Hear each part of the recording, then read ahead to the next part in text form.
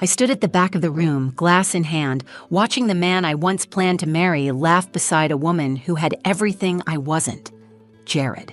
He looked polished, important, like the world had never touched him the way it touched me. She clung to his arm, flashing the kind of diamond that screams old money. I wasn't supposed to be there. I knew it. Everyone else knew it. The engagement party was loud, champagne clinking, heels on marble, polite laughs echoing through that pretentious rental house. I had been invited as a formality, a peace offering I should have ignored. But I showed up, not to make a scene, just to prove to myself that I could walk into that room without falling apart. Then she turned to the crowd, Tessa, the bride. Her voice carried cheerful and bright like she was telling some charming inside joke. She said, "He came from so much dysfunction. Honestly, I don't know how he turned out this amazing. I mean, just look at her." Her eyes flicked to me. Laughter broke out, tight-lipped, uncomfortable, but loud enough to sting. I froze. I thought, maybe I misheard. But then Jared's mother, Deborah, always so composed, always so cruel, leaned over to a group of women behind her and said, "She was never right for him. We all knew it." I felt my ears go hot. I hadn't spoken to any of them in almost 4 years, not since the night Jared told me he needed space, and somehow that turned into forever. Not since I left with my dignity shattered but still alive. And now, there I was, standing in a room full of people who used to pretend to like me, laughing like I was a punchline they'd all been waiting to deliver. I didn't cry, I didn't flinch, but inside, my chest cracked wide open. I started walking toward the exit. I just wanted to leave without anyone seeing the heat in my face or the humiliation sinking into my stomach. But my brother Leo caught my arm. "Don't let them chase you out," he whispered. "They already did," I muttered back. Then it happened. The front door opened. A teenage girl no one recognized walked in. Her hair was pulled back in a low braid, and she clutched a folded piece of paper like it weighed 100 pounds. She didn't look at the decorations, the guests, the catered desserts. She walked straight to the mic that Tessa had just used for her toast. People glanced at each other, confused. Jared stepped forward, concerned, but not quick enough. She cleared her throat and said, "I'm his daughter. I have a letter." The room went silent, like someone had hit mute on the whole party. Jared stopped moving. Tessa stared at the girl like she was a ghost, and I stood there, completely still, my hand frozen around my purse strap, trying to understand what I just heard. His daughter? No one moved. The crowd that had been laughing seconds ago turned into a sea of blank, stunned faces. The girl didn't seem scared. She looked calm, like she had practiced those words over and over, waiting for this moment. Jared opened his mouth, but nothing came out. And in that stillness, one thing was clear. This wasn't part of the plan, not theirs, not his, not mine. But it was happening, and none of us were ready for what came next. My name is Mara Lynn, and I never thought I'd be the kind of woman who showed up to her ex's engagement party. But here I was, wearing a dress I bought on clearance, holding a gift I didn't mean, pretending I was completely fine. When the invitation arrived in the mail, I laughed at first. I thought it was a joke. Why would Jared invite me? We hadn't spoken in almost 4 years. Not after everything that happened, not after he ended things with a text that said he needed space to think, and never followed up. I was the ghost he chose to forget, not someone you invite to celebrate the next chapter. Still, I stared at that envelope for a long time. Something about it itched at me. Was it pity? Guilt? Or did he honestly think I'd be happy for him? I almost threw it out, but I didn't. I left it on the kitchen table for days, untouched, like some dare I wasn't ready to take. Leo was the one who said it first. Go. I looked at him like he'd lost his mind. Why? I asked. Because you deserve to walk in there with your head high, he said. They don't get to pretend you never mattered. Leo's my younger brother, only by 4 years, but he's always acted like my bodyguard. Ever since our dad left and our mom started carrying more weight than her bones should have allowed, he's looked out for us both. When I broke down the night Jared ended things, it was Leo who sat with me on the floor, who told me I didn't break. I bent, and bent things come back stronger. Even our mom, Ellen, who never liked to get involved, gave me a quiet nod of support. She didn't say much. Just left a small bottle of perfume on my dresser the morning of the party. It was hers. Expensive. Barely used. There was a sticky note taped to the side. Wear this. You don't need armor, but it helps to smell like fire. That was my mom. Soft voice, strong spine. So I went. I walked into that engagement party dressed in my best and armed with the silence of a woman who had cried her last tear over a man who made her feel small. The venue was exactly what I expected. Cold walls, gold accents, overpriced catering trying too hard to be rustic and elegant at the same time. Everyone looked like they'd stepped out of a lifestyle magazine. Women with blowouts and fake laughs, men with polished shoes and empty eyes. It smelled like expensive candles and something else I couldn't quite place. Depending. I saw Jared almost immediately. He looked older, sharper. He had a beard now, a little gray in it. But the eyes were the same. Warm, wide, good at pretending. He saw me, gave me a smile like we were old friends. I didn't smile back. Then there was Tessa. She wore white, not by accident. Her dress shimmered and her nails looked like they cost more than my rent. She scanned the room like she owned it. When she saw me, her smile froze for half a second, then returned even brighter, like I was just another servant passing through. "Thank you for coming," she said when we finally crossed paths. Her voice was silk over stone. "Did I have a choice?" I asked quietly. She tilted her head. "It shows a lot of grace. Really, some people wouldn't have the strength." "Strength's funny like that," I said. "You never know who's got it until the storm hits." She blinked once and moved on. Jared didn't say much, just looked at me for a second too long, like he was remembering something he didn't want to admit. And then came the toast.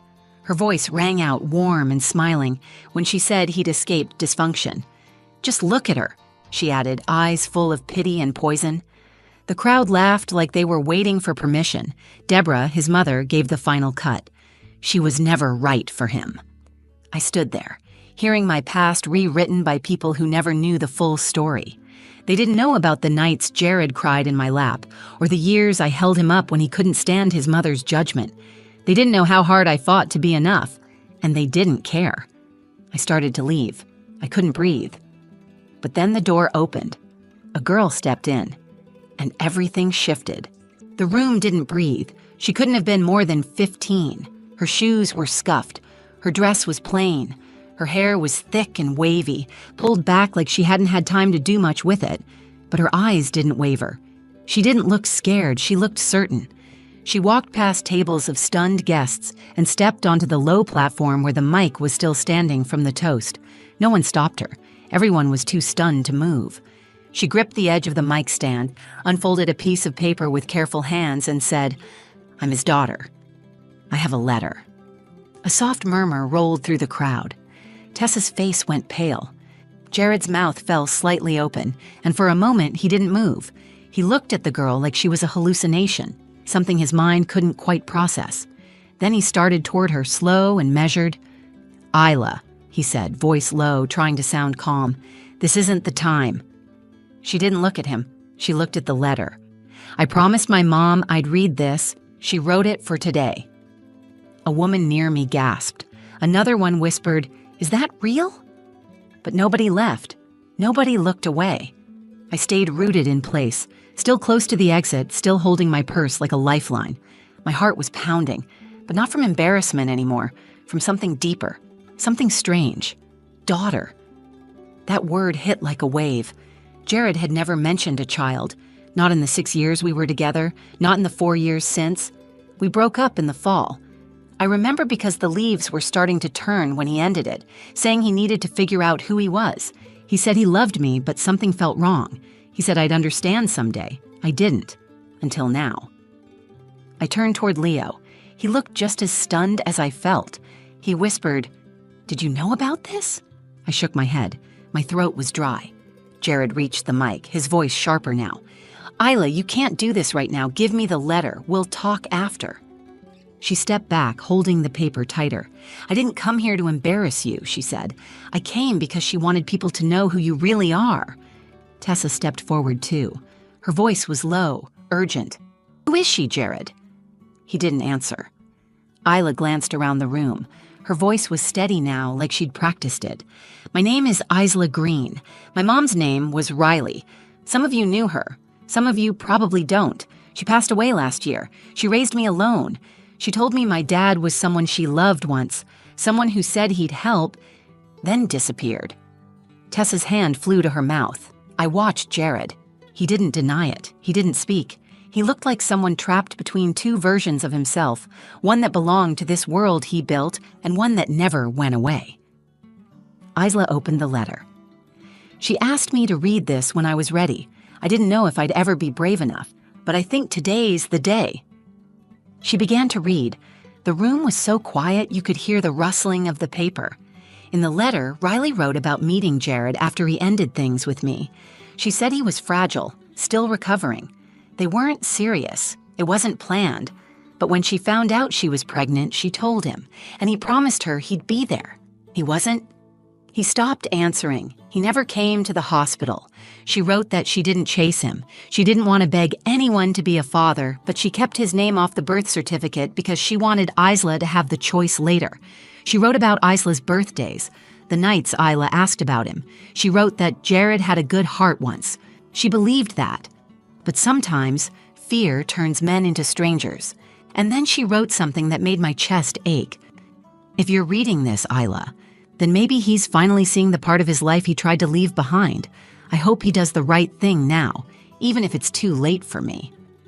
When Isla finished, no one spoke. Tessa turned to Jared, her expression twisted with something I couldn't quite name. Not sadness, not anger. It was betrayal mixed with something else. Shame. He didn't say a word. Isla folded the letter and stepped down. She didn't cry. She didn't need to. The room was carrying every tear for her. I stood there, stunned. I didn't feel pity. I didn't feel rage. I felt clarity. The man I had spent years defending had been hiding more than I ever knew. And now the truth was standing in heels 2 sizes too small, holding the silence like a sword. And I wasn't going anywhere. Everyone stood frozen. No clapping, no polite murmurs, no buzz of conversation, just a thick silence clinging to the walls like smoke after a fire. Jared didn't move. Tessa looked like her lungs had stopped working. Deborah turned her back halfway, as if pretending she didn't hear would erase what was said. Isla stepped down from the platform, still holding the folded letter close to her chest. No one approached her. No one asked if she was okay. They all watched her like she was a problem they hoped would walk out the door on its own. And in that moment, I saw it. I saw the way Jared stared at the floor like a child caught lying. I saw the way Tessa didn't rush to his side, didn't try to defend him. I saw the way the crowd shifted, not toward him, but away. He had built his whole life on clean edges and curated charm, on family brunches and big plans and erasing every piece of the past that didn't fit his image. But the truth had walked through the door in sneakers and delivered a blow no one could ignore. I looked at Isla again. She wasn't crying. Her shoulders were back. She didn't shrink. She stood taller than anyone else in that room. That's when I made my decision. I wasn't going to walk out in shame. I wasn't going to disappear quietly while they tried to reassemble their broken fairy tale like nothing happened. I had spent too many years letting other people speak for me, write the story for me, cast me as the unstable ex, the one from the broken home, the girl who was never quite enough. But I wasn't that girl anymore. Leo stepped beside me. His voice was quiet. "You want to leave?" I shook my head. "No," I said. "I want to be seen." He nodded, didn't say anything else. He didn't need to. I walked toward the center of the room, not quickly, not for drama, just calmly, like I belonged there. People noticed. A few whispers followed. Tessa's eyes found mine, wide and defensive, like she thought I was going to make a scene. I didn't stop at the mic. I didn't need it. I stopped next to Isla. "You did something brave," I said. She looked at me, surprised. "She told me to." "Your mom?" She nodded. "She was right," I said. "Sometimes the truth doesn't change the past, but it makes it stop hurting as much." Isla's chin trembled slightly, the first crack in her composure. "Thank you," she whispered. I turned to Jared. He looked older in that moment. Not in the way time ages you, but in the way guilt does. His eyes darted between me and Isla, like he was still trying to figure out how this could be fixed. I didn't raise my voice. I didn't lash out. I just looked at him and said the words I needed to hear myself say. You didn't just walk away from me. You walked away from her. And now, in front of everyone, that truth is yours to carry. Tessa looked at him like she had never seen him before. Deborah finally turned around, her mouth pressed in a tight line, but even she didn't defend him. I stepped back. I didn't need to stay longer. The damage had already been done, but not by me. I wasn't the wreckage. I was just the witness. As I turned to leave, Isla reached for my hand. Her fingers were cold, but her grip was steady. We walked out together. Outside, the air was sharper. The sun was lower. The sounds of the party were still muffled behind the glass walls of the house. But I didn't feel trapped anymore. Leo followed a few steps behind. He gave me a nod like he was proud of me but didn't want to make it a moment. That was his way. Isla stood beside me on the sidewalk, quiet for a long time. Then she asked, "Were you with him? Before?" "I was," I said. "A long time ago." "Did he leave you too?" I looked at her. Her eyes were so familiar, the shape of them, the pain behind them. "Yes," I said, "but not like this. What he did to you, that's something different. You deserve better." She didn't answer, just nodded once. I could tell she'd heard that before, but this time it landed. I didn't know what would happen next. I didn't know if Jared would chase after her or lie or disappear again. But that wasn't my problem anymore. My turning point wasn't a moment of revenge. It was choosing to stay when I used to run, to speak when I used to swallow it all down. I had finally stopped apologizing for surviving him. We didn't make it far before the front door opened again. Jared stepped out, not running, not shouting, but walking like a man trying to prove he was still in control. Behind him, the party had dissolved into fragments, guests murmuring by the hors d'oeuvres table, someone leaving quietly, another pretending to take a phone call just to escape the tension. The story was already spreading. He came toward us, hands at his sides, not reaching, just watching. His tie was loosened now. His confidence was gone. "Mara," he said first, not Isla. "Can we talk? Alone?" I looked at Isla. She didn't say anything, but she didn't move either. Her jaw was tight. "She should hear it too," I said. Jared looked at the ground. For a second, he looked like the boy I used to know, the one who sat with me on the floor of our first apartment because we couldn't afford a couch, the one who kissed my forehead after every argument like it was a promise. But those memories didn't protect him anymore. "I didn't know what to do," he said. "I was scared." Isla didn't blink. "You were scared of a baby?" I was 29. My life was falling apart. My relationship had just ended. I wasn't ready to be a father. "You didn't even try," she said. "I thought I had time," he said. "I told myself I'd go back. I thought she'd reach out again, or that I could fix it when I was more stable." "She died," Isla said. "You had 15 years. She got sick. She worked 2 jobs. She never once asked for anything, and you just kept living like we didn't exist." Jared looked like he had been slapped. He opened his mouth, then closed it. He had no defense left. "You stood in that room," I said, "and let people laugh at me. Let your fiancé make jokes about the life I came from. You didn't say a word. But the truth is, I was never the chaos. You were." He turned to me, his voice low, almost broken. "I never stopped loving you." The words hit like a gust of wind, but they didn't move me. Not anymore. "You didn't love me," I said. "You loved what I did for you, how I made you feel like a good man. You didn't want me. You wanted someone to carry your guilt without making a sound." He looked away. There it was. The truth no one had spoken, finally laid bare. Tessa came out then. Her heels clicked across the stone patio. She stopped a few feet away, arms folded. "I guess congratulations are off, she said. Her voice was calm but sharp. Jared didn't look at her. He looked at Isla. "I want to be in your life," he said, "if you'll let me." Isla took a step back. "You don't get to decide that right now. You had 15 years to want that." "I'll wait," he said, "however long it takes." She nodded once. "You will." Tessa looked at me like she'd just seen me for the first time. I didn't expect an apology, and she didn't offer one, but she turned to Jared with a calm finality. You lied to me, not just about her, she said, nodding toward Isla. You lied about who you are. Jared stepped forward, reaching for her hand. She pulled it away. Don't, she said. I don't know what hurts more, that you abandoned your daughter or that you stood there with me, smiling like you were proud of the man you've become. She walked back inside. The door shut behind her, and just like that, the picture-perfect life he'd built shattered. Isla and I stood there, side by side. I didn't feel triumphant. I felt steady, whole. Leo pulled up the car. Isla got in first. I paused before sliding into the passenger seat. I looked back at Jared one last time. He wasn't moving. He was standing where I used to stand, watching the people he once loved walk away, knowing he had no one to blame but himself. We drove in silence at first. Isla stared out the window, her arms folded tightly across her chest. Leo kept his eyes on the road, giving us space. I sat in the passenger seat, hands in my lap, the scent of that expensive perfume still clinging to my skin. For the first time in years, I didn't feel small. The weight I had carried after Jared left didn't disappear that night, but it shifted. The blame I had swallowed, the way I questioned myself for years, all of it cracked open and let light through. Watching Isla stand in that room, reading her mother's words, was like hearing someone else tell my story, one I had buried for too long. He had broken more than my heart.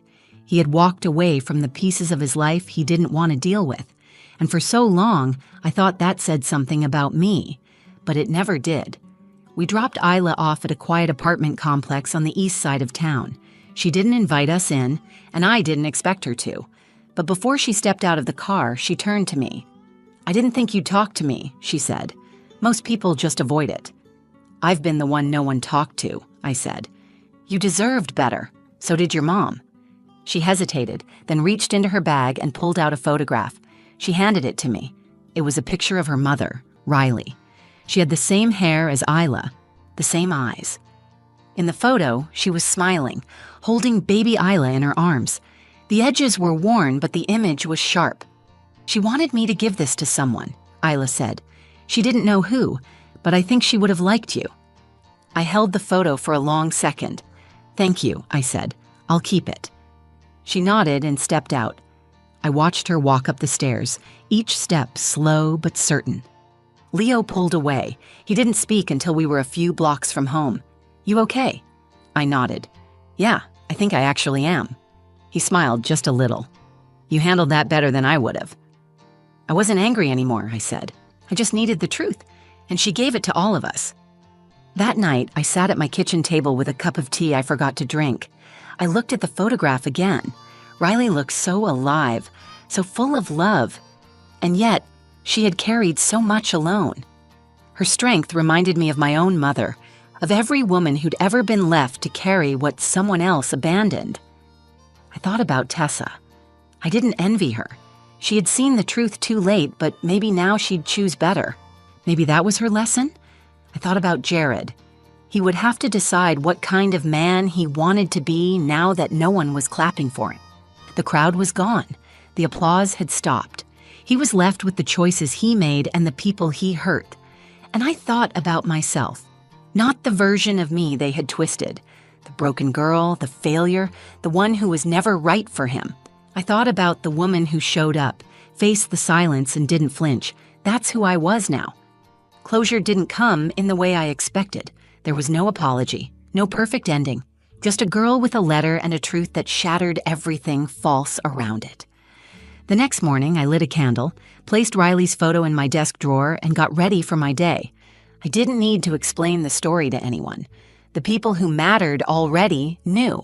For the first time in years, I didn't carry Jared with me. I carried myself.